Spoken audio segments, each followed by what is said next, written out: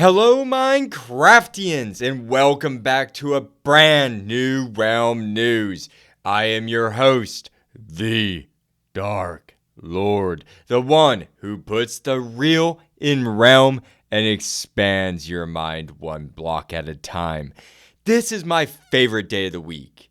A new episode where I get to talk to all of my wonderful listeners from around the world. Well, I have another great episode for you all this week. Realm News is doing its first aquatic episode, and we will be getting our feet wet by doing some good old-fashioned fishing.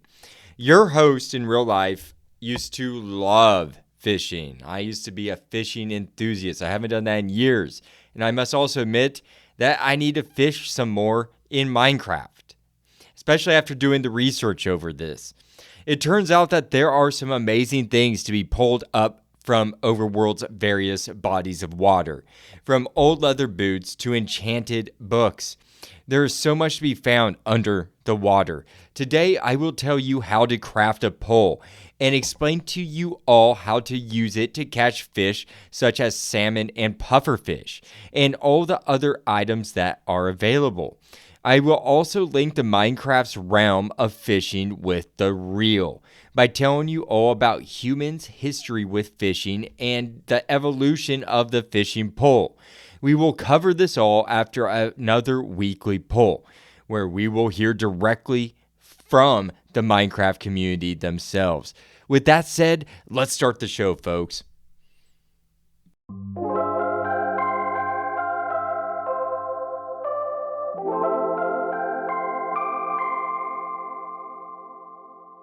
It's poll time! It is poll time, friends, where I present to you a weekly poll taken from the Minecraft community. I will also read off some comments as well.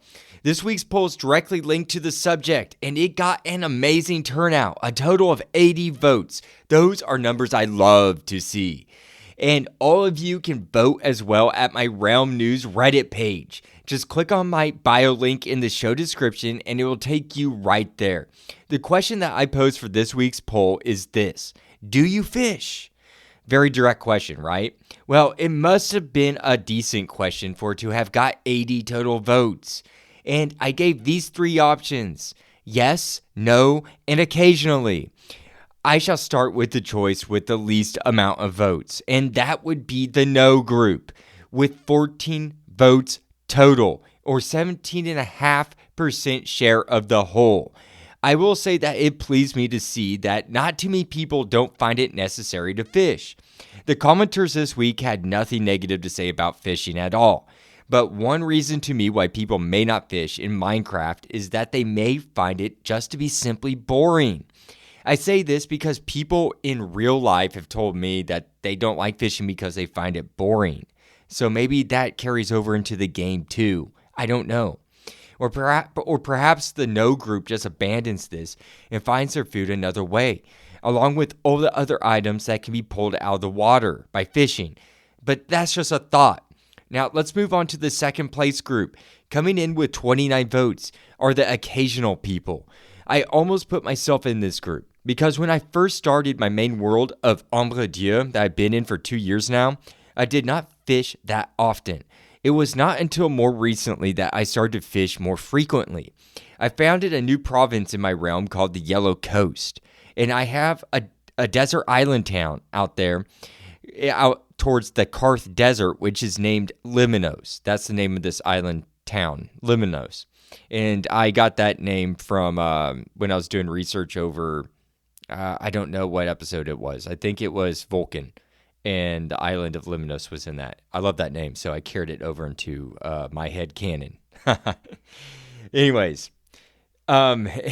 since that whole area out there, my yellow province, is primarily a desert and badlands mix, I decided to fish I've decided to fish as my source for food until I got the province up and running with a cattle farm and all the modern day Minecraft luxuries we all take for granted. I also like to fish for loot as well. I have found this to be the best way to get name tags And I think I have like probably 7 of those now laying around my kingdom, just sitting around. I don't name too many mobs. I mean, not that often. I tried to set up a creeper trap, and I was going to use that to tag him so it didn't degenerate, but I haven't got around to that quite yet. But also perhaps these people fish at the beginning of a new world, because it is an easy way to obtain food without having to use many resources at all. I have a comment from a fellow Minecraftian who goes by apprehensive_hat 8986, who says, quote, I fish a lot early game. It's a safe way to build a big food reserve. It often only requires 1 or 2 mundane rods before you've got an enchanted one. You get bows, also often enchanted leather boots. It's peaceful. If I can, I like to build a fishing hut sticking into the water, a little dock, a roof. Then I'll fish through the day and night, rain or shine. The best is in the rain with the campfire at my back. It's absurd, but it tickles that weather is horrible, but I'm cozy instinct. And that's end quote, sorry. I get that feeling completely, my friend. There is something about this game that gives me that same vibe when I am in my palace or my Arctic temple or any shelter for that matter, really. It's just a straight up cozy feeling being protected from the digital elements, the sun, the snow, the rain, the lightning. I also love your idea of building a dock and putting a roof over it. I have not built anything like this, but it has inspired me to do so in the future. I really want to get around to that now. I can see that being very practical in most of my coastal towns and cities. Apprehensive_hat 8986 also mentioned that he typically does his fishing primarily at the start of his world to obtain reserves of fish for food, getting enchanted items and leather boots. Not saying that they voted for the occasional group or anything, but I can see fishing being an early game method of obtaining food and then probably gets abandoned as the game progresses for that individual. Putting people in the occasional, thus putting people in the occasional category. Thank you so much for that comment. Now let's move on to first place. Obviously the remaining yes group, and they won with a total 37 votes, showing that the majority of Minecraft players indeed like to fish the overworld. So let's hear from some of these pro fishing people. Let's hear from spiritual_since 5512. They say, quote, yes, I had a whole world where I was exclusively piscivorous. I punched/stabbed the fish mobs to get them first day, and first night I killed spiders for string to get a fishing rod because killing the fish mobs was too easy, end quote. I love that gameplay of sticking to a strict diet in your world. I think that would make it more of a challenge. My character, I guess, is on a paleo diet, I should say, because I just eat red beef from cows in my world. I have like 5 cow farms or semi-auto cow farms, and so I'm just flooded with beef. I got the beef. That was a great comment, and thank you so much, spiritual_since 5512. Now moving on to legal_refuse, who says, quote, the new treasure loot AFK fishers are not hard to set up at all. I have 2 on my server. I just AFK the fisher when I don't need anything else. Still get tons of enchant books, end quote. I will be the first to admit that I did not know what an AFK fisher was. So I went to the internet and looked it up. And what I found was quite amazing. It's an auto fishing farm that takes barely anything to set up. You may need to be playing on a PC though for it to be really efficient from what I've heard. But I am not quite sure. These auto fishing farms are spectacular at getting tons of fish, but also a lot of enchanted books and items. Look up AFK Fisher and you will see exactly what they mean. Thank you, legal_refuse. Now moving on to Aside Interesting 99.8, who goes on to say, quote, pufferfish for potions, and food for cats. Or if I'm traveling far by boat, I'll try to cast forward and turn as I pass the bobber and fish on the move for fun. End quote. I completely forgot about the cats. Of course, fishing is great for cat food, which is necessary to tame them and breed them. And yes, pufferfish are great for potion making. I have yet to make any potions, but I have a ton of pufferfish on hand as a byproduct from fishing for salmon and cod. So I'll be set when I start getting into potion making. Now, the last commenter for today is called Oist, who says, quote, I genuinely just find the rhythm of it very soothing, end quote. I have heard similar comments from a few others. Soothing. This intrigues me, not because fishing isn't soothing, but because it is a simulation of fishing that people find it to be soothing. I think this will be great to refer to for when I make an episode over Minecraft and how it is positive for mental health in the future, as a future episode. It's been something in the back of my mind for almost the start of this podcast. So I'll eventually get around to that. But I also find that certain noises be soothing. And I enjoy sitting in my boat off of a picturesque coast with my line cast out. So thank you, Oist, for that comment, and good luck fishing. We shall leave poll time there for this week, folks. Now it is time to venture into the real segment of the show. Almost said realm. We aren't into the realm yet. This is the real segment of the show, where we shall learn about our history with the art of fishing and tools of the trade.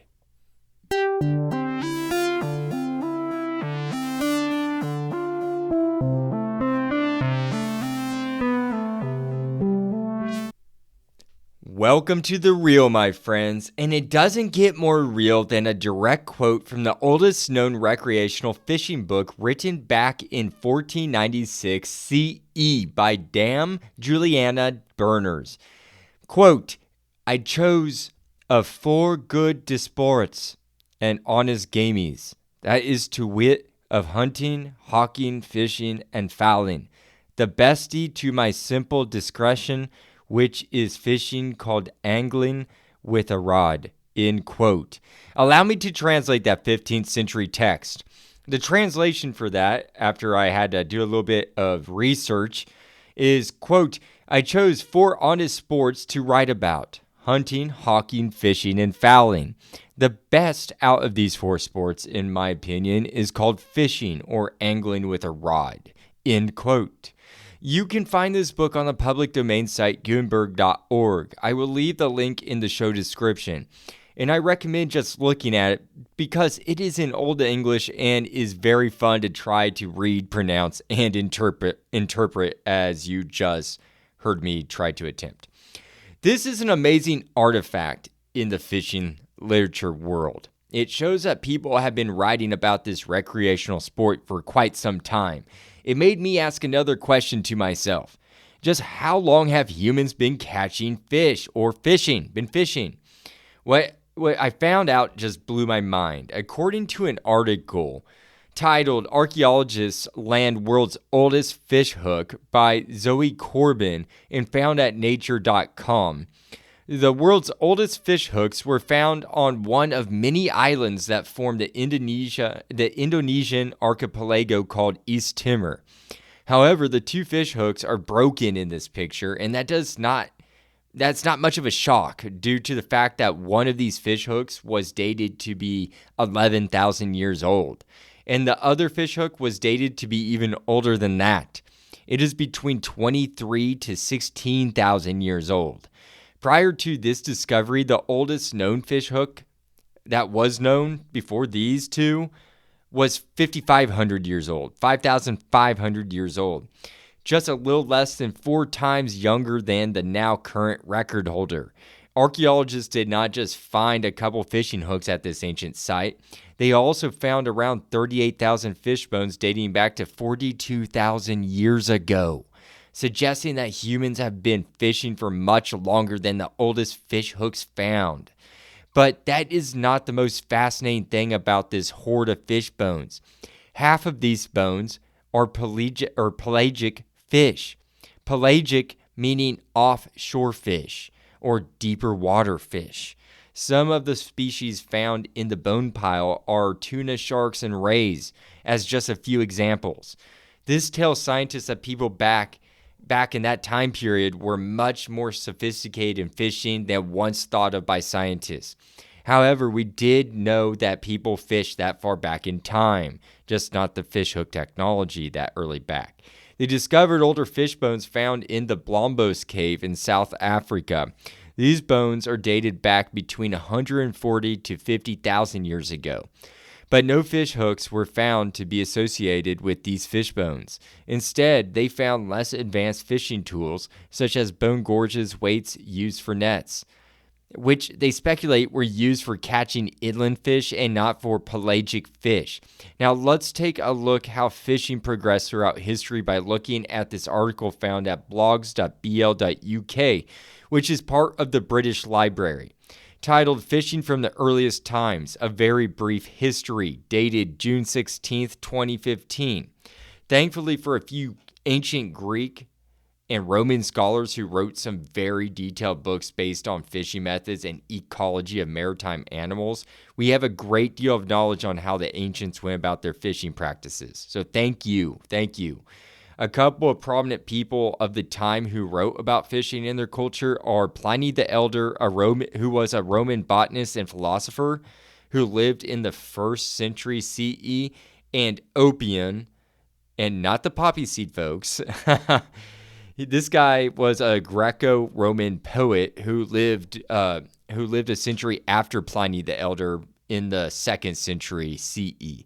Pliny wrote a book called Natural History, and Oppian wrote an epic called Haludica, which he wrote in great detail how tuna migrated, and how intelligent dolphins actually are.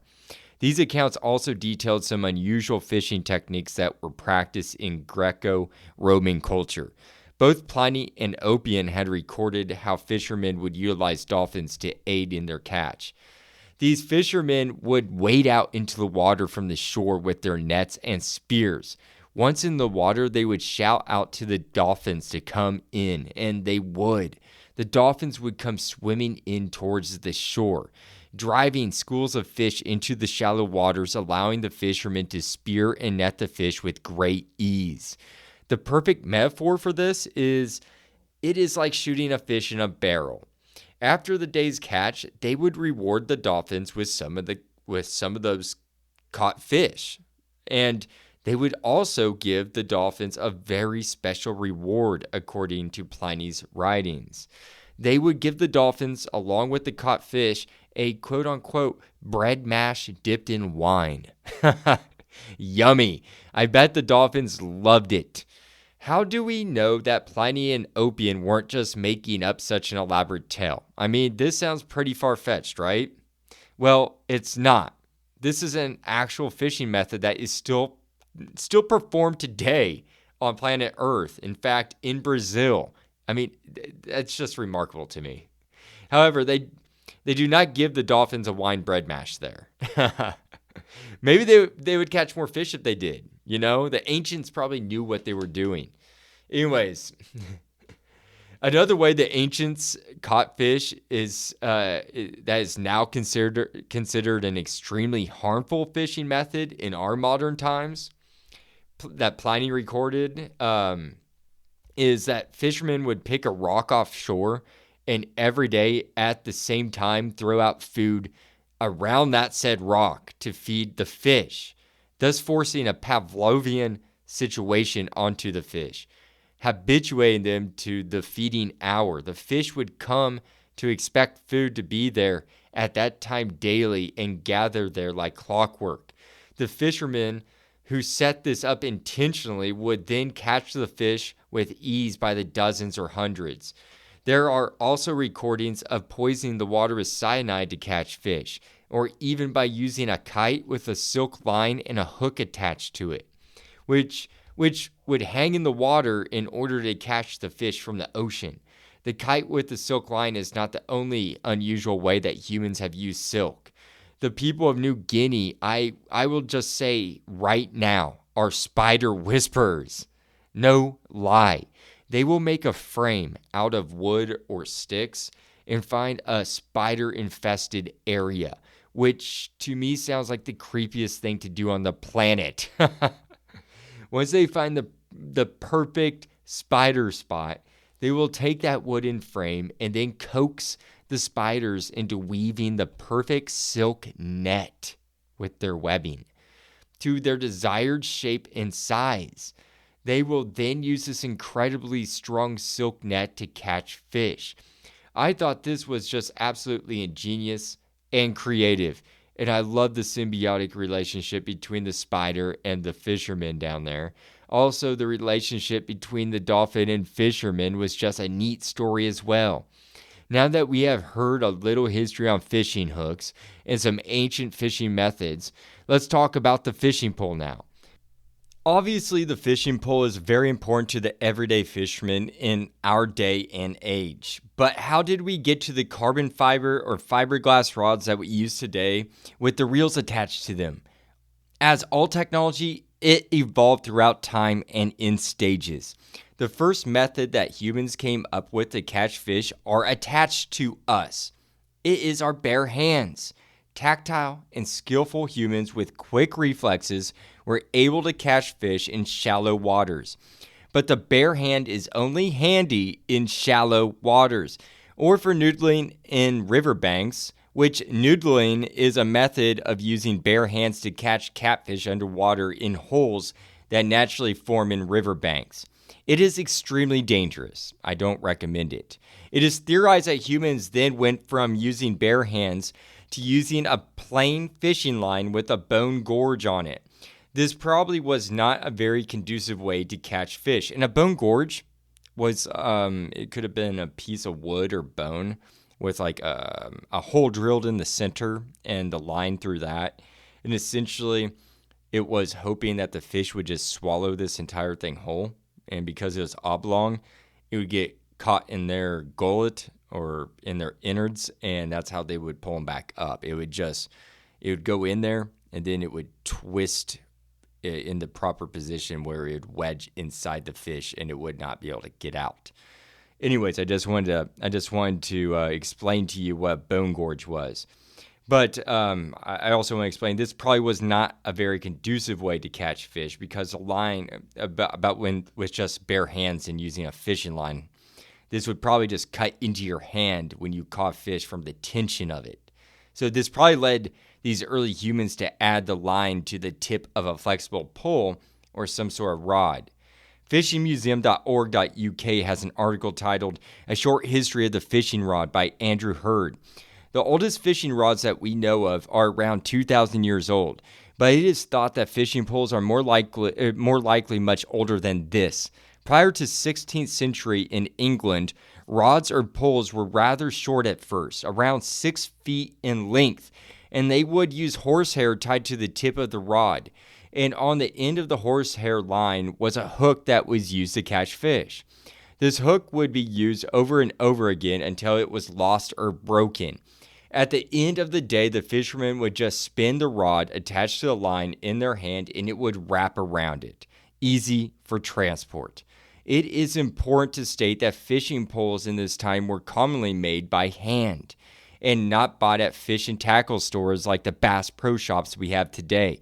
This would actually take some expertise and craftsmanship to make a decent pole. We are quite spoiled in this day and age. As time went on, so did the evolution of the fishing rod, such as the lengthening out of the pole. The first book to describe longer fishing poles was our trusty fishing book from the Into the Reel, called the Treatyse of the Fishing with an Angle. This book first described in great detail on how to make your own fishing rod, but the one described here is much longer than 6 feet. Allow me to read another quote from this book, and you can hear me mess up old English. Quote, "A fair staff of a fathom and a half long, an arm gret, of hassel, willow, or aspa." End quote. Now, allow me to translate this for you, also you know what the heck I'm talking about or what they're talking about. Now, I did a little research on translating this myself. Most of the time, you can make this out, especially when you're looking at it. So I urge you to go check out the book because it's kind of interesting. Like, you'll read it and you're like, oh my gosh, I can read Middle English. Anyways, quote, "It meant a nice staff about 9 feet long and as thick as an arm, made from hazel, willow, or aspen wood," end quote. Now, that's a sturdy fishing pole. My gosh. And as thick as an arm? Come on. Well, arms vary, right? I guess make it as thick as your arm. Still, that's a lot thicker than the pole you're going to find in a supermarket. Now, this is the first text to describe how poles were becoming longer, and they progressed to get even longer as time progressed further. 200 years later, it was typical to see fishing poles made up of 6 sections put together to form a 16 to 18 foot long fishing pole. Now, that's incredibly long of a pole. These fishing poles would also have a whalebone fashioned to the tip of it to make it sturdier. The string was attached to that whalebone. Materials were starting to evolve when it came to crafting rods. They would use different materials for different parts of the rod. Some fishing rod bottoms were made of ash or willow, and the top parts would be made of hickory or hazel, and the whalebone placed at the top of the fishing rod still. Like they had that that whalebone, at the top of that rod to help keep the fishing line more without snapping the tip of it, the wood material. And one of the biggest advancements was the invention of the intermediate rings that went up along the outside of the fishing rod. The fishing line would be strung through these holes, which allowed the person fishing to have much greater control over the fish that was being caught. Also, fishing reels were becoming quite popular, and this would require intermediate rings for guidance. Bamboo was also becoming a prominent material for the rod instead of hard woods, because bamboo is hollow and it made the fishing pole much lighter without compromising durability. Fishing poles were still primarily crafted by the individual and not bought at a store. It wasn't until around 1860 that fishing poles were becoming manufactured instead of handmade. This was due to the invention of the railroad. Bamboo was now easily accessible for rod production thanks to railroad transportation, and this led to the shift of how poles would be distributed and made. New forms of bamboo rods made in India were made in a unique way. They would split bamboo into 3 sheets and glue it back together to make a super durable, lightweight fishing rod that became extremely popular around the world. Newer and newer methods kept emerging until the carbon fiber rod came into existence in the 1970s. And this is the most common type of fishing pole that we use today. Humans started out catching fish with their bare hands, then slowly evolved to string, then added a stick to that string. Hundreds of years later led to eyelets or intermittent holes to guide that line, and then later put that line around a reel for more control. I love reading about human ingenuity, and the fishing pole is the perfect example of that. Also, how humans figured out how to team up with dolphins in order to fish together is just amazing. Perhaps a trip to Brazil is in order. With that said, that wraps up everything that I have on the history of fishing, my friends. Now, let's portal back into the realm, to my island desert town called Lemnos, where fishing is one of the best ways to capture food. I shall see you all there.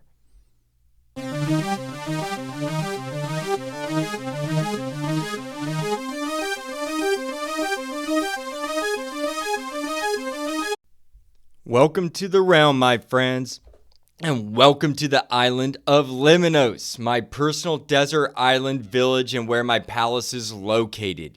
This is a rather small island, but it is a beautiful one and part of my newest province called the Yellow Coast. This town is located thousands of blocks away from my capital city of Seatown, but is finally connected to it by rail. But before I connected this desert island and the whole province to the main empire, I had underwent a logistical problem. I had ran out of beef that I imported from the homeland, and I was looking for a new food source. Thankfully, I already had experience with fishing and knew that this was a very viable option for food, besides the rabbits that scurried the desert. But fish are easier to catch than rabbits, so I went ahead and went that route, and it paid off. I now have a cow farm there, and the village is thriving thanks to fishing for getting us by during the hard times. Now, I would like to tell you how to craft your own fishing pole. Crafting a fishing pole is relatively easy. You just need a few items to craft it at a crafting table. 3 sticks and 2 strings. Put those together and you will have one fishing pole, and it will last you a long time. The fishing rod on Bedrock Edition has a durability of 384, much stronger than the fishing rod in Java, which has only 64 durability points. Allow me to tell you about a couple other fishing pole variants. If you want to make a carrot on a stick and ride a pig, then just add a carrot to that fishing pole recipe. And if you want warp fungus on a stick to ride a strider, then just put the warp fungus on that fishing rod. And go back to the lava and strider episode if you want to hear more on that. I should let you know, it is not necessary to craft a fishing rod in order to obtain a fishing rod. It is possible to find this as loot in the overworld. According to Minecraft.wiki.com, titled "Fishing," and another article called "Fishing Rods," there is a small chance that a drowned hostile mob will carry around a fishing rod. A drowned has 0.85% chance of spawning with a rod, less than 1% chance, and a converted drowned has 1% chance of doing so. Your chances of finding a fishing rod is much greater if you go to an underwater ruin and open up the chest. A large underwater ruin has a 21.7% chance of spawning an enchanted fishing rod in a chest, and a small underwater ruin has a greater chance of spawning an enchanted rod with a 41.7% chance. And once you do have a fishing rod, regardless whether you crafted or found it in an underwater ruin or off a drowned, you can use that rod to actually fish for more fishing rods. Every time that you cast your pole into the water and something bites, well, that bite could be another fishing rod. There is a 0.8% chance of pulling up an unenchanted fishing rod every time you make a cast. It is rare, but it is such a great feeling when you pull up something like this, besides a pair of worn out leather boots. Now let's talk about how to catch fish and items. The act of fishing in Minecraft is very simple. You can fish off land into a body of water of any size, and it doesn't even have to be a natural body of water. You can make your own rivers, lakes, ponds, and oceans. These unnatural bodies of water will generate fish, but may affect if you catch loot or not. Another way to fish is that you can fish off of a boat or even underwater. But I will stick with fishing off a boat for my examples and to explain the process. When you are out on the open water and found a good fishing spot, you can then hit the fishing button or hit whichever action button that is available on the device that you are playing on. Once the bobber hits the water, it will take anywhere from 5 to 30 seconds before you see a fish approach the bobber. An important side note to catching fish in the overworld, just like in real life, the weather affects the fish in Minecraft. If it is raining on the block that your bobber is located, it will cut the fishing time by a quarter. The fish are more likely to bite in a rainstorm. Conversely, if there is no direct sunlight or moonlight on the bobber, the wait time could double on catching a fish. Also, you will not see an actual fish under the water or the junk or treasure, but rather a stream of bubbles like it's jetting through the water approaching your bobber. It will take the fish or whatever it is under the water 1 to 4 seconds to hit your bobber. And when this happens, you ought to be prepared to set your hook. Once the mob or item snags a hook or bites it, you will have exactly half a second to reel the line back in with whatever is attached to it. If you are not fast enough, it will get away.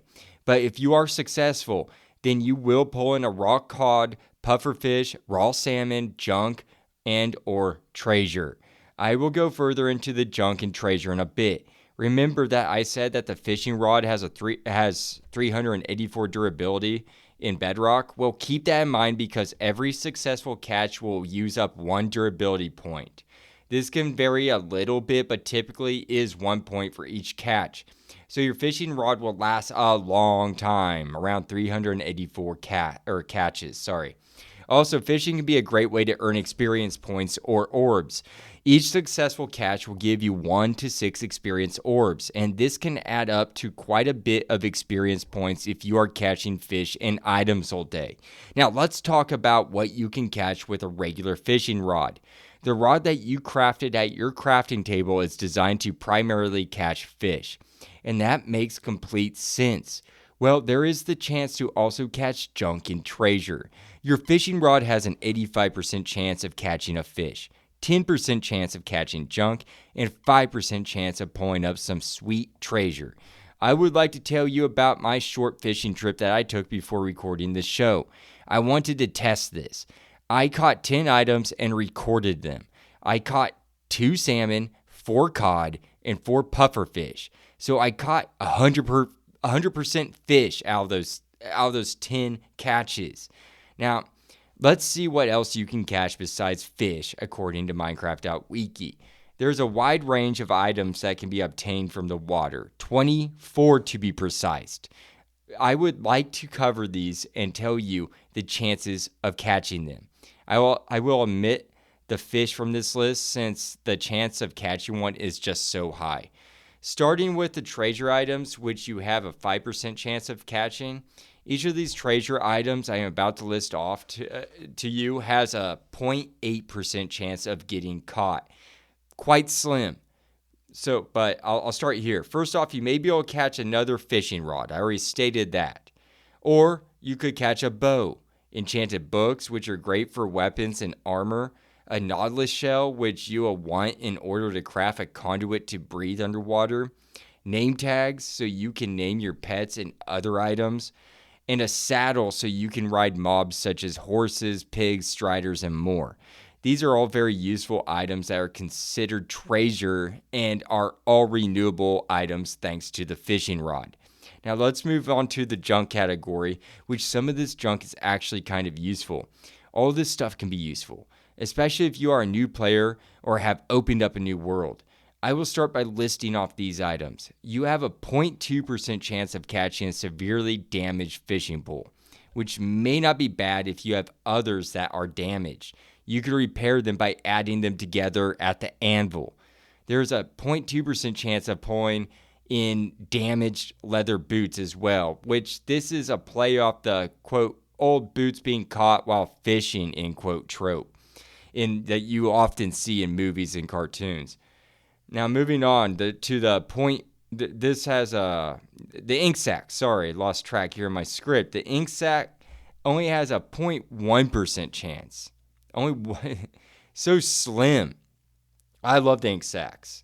I love free ink sacs, and I love when those squid get caught in shallow waters and die, and they leave ink sacs behind because I just swim up and grab them. Because I make a lot of books and quills with ink sacs. Now moving on, there's a 1% chance of finding a tripwire hook, which I have yet to catch one of those tripwire hooks from the water yet, like at all. And honestly, I will need to make an episode over the tripwire hook just to have an excuse to learn more about that. I have not played around with these much. Next on the list, there's a 0.5% chance of getting string and 1% chance of getting leather.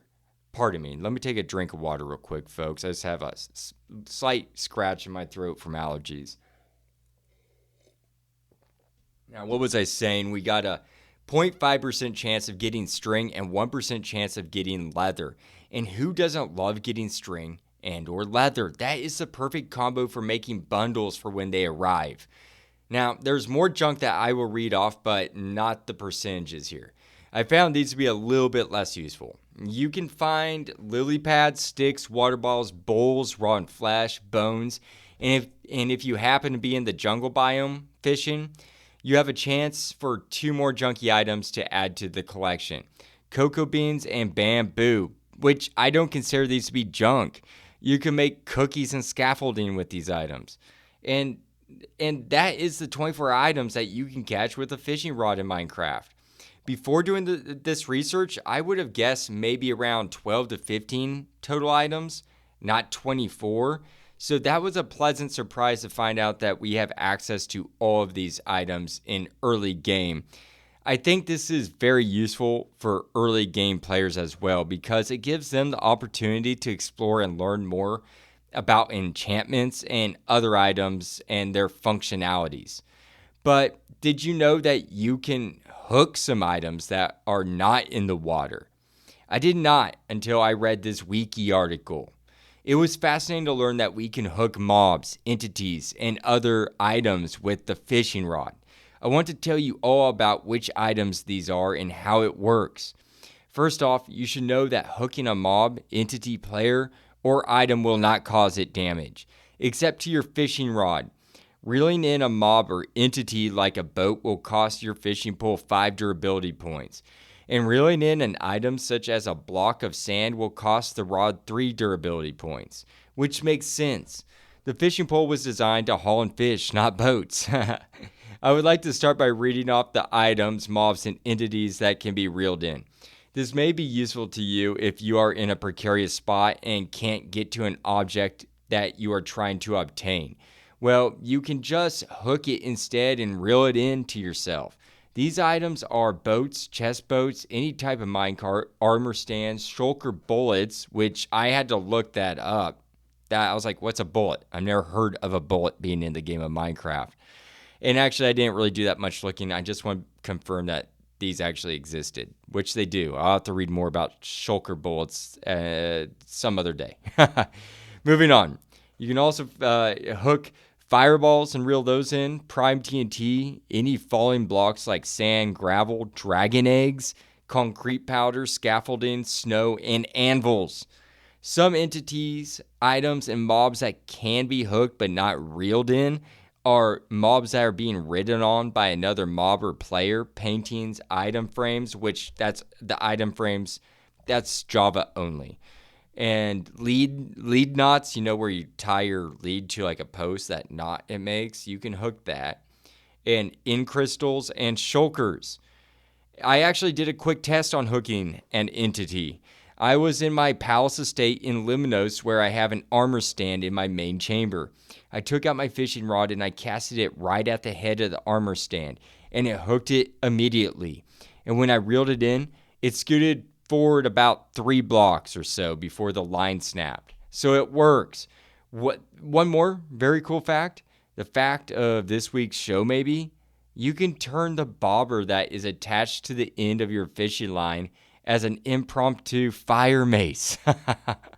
If you cast your bobber, oh my gosh. If you cast your bobber through lava or a flame, then it will catch on fire. If this blazing bobber hooks onto a mob or player, it will then set that mob or player on fire. You can essentially turn your fishing pole into a weapon of destruction. I hope that information was useful to you. Now, let's wrap up this show by going over a few enchantments that you can put on your fishing pole. You can put the lure enchantment on your fishing rod, and this will decrease the waiting time to catch an item while fishing. Or Luck of the Sea enchantment will, increase your chances of catching treasure.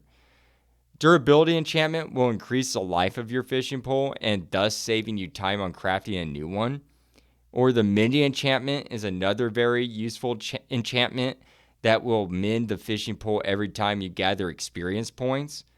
And one that is not that great is an enchantment called Curse of Vanishing, which makes your fishing pole disappear forever upon your death. Perhaps you will pull up one of these enchanted books while fishing. Maybe one that has one of these enchantments that you can put on your own fishing pole. This would be a great way to improve your fishing experience and fishing efficiency. I hope that you all got some useful information from this week's show covering the Minecraft fishing rod.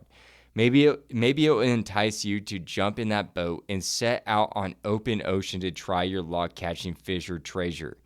That is all I have on this week's show.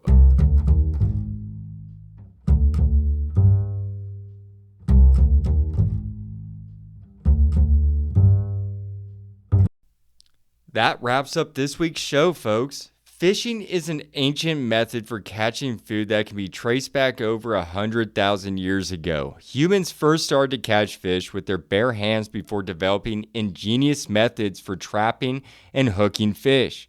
Fish from inland waters to open seas. Some cultures today and throughout history have very unusual ways of catching fish, such as having the help of dolphins to help corral the fish for catching, or by using spiders to weave nets for catching fish.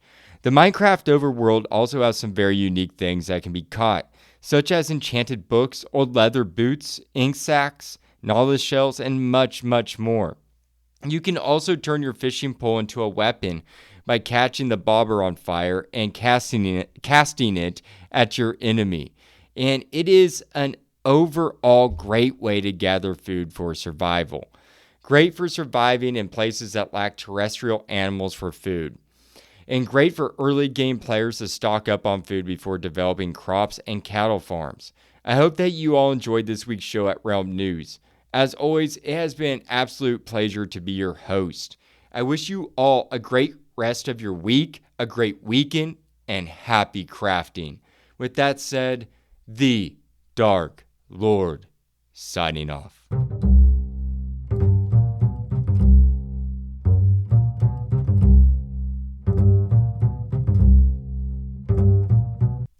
Hello, Minecraftians! Thank you so much for listening to Realm News. It means the world to me that you enjoy the show that much that you tune in every week to hear how I put the real in Realm and expand your mind one block at a time. Well, if you really enjoy this podcast and want to express it further, then you can contribute by simply following the show by clicking that follow button, or write a review and rate the show, or do all three of those. I love the feedback, and that would help me get to my goal of 100 followers. You can even go a step further by making a monetary donation to support the show by going to bio.link/realmnews, all lowercase. Again, that's bio.link/realmnews. And click on that Ko-Fi button and buy me a coffee. You can donate as little as $1.